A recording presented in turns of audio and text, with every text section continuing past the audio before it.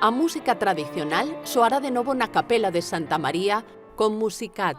O ciclo de concertos Musicaz, como todos vostedes saben, un ciclo de concertos que comparte diferentes grupos con base de música tradicional, pero que están evolucionados e hoxe fan da mellor música contemporánea que podemos atopar dentro da provincia de Lugo, pero tamén fora non só da provincia de Lugo, sino fora do noso territorio nacional. Hai 5 actuacións programadas para os sábados do mes de marzo, ás 8:30 do serán. Zoelas e o trío Candorca, dous dos grupos que intervirán no ciclo, acudiron hoxe á presentación no Centro de Artesanía e Deseño.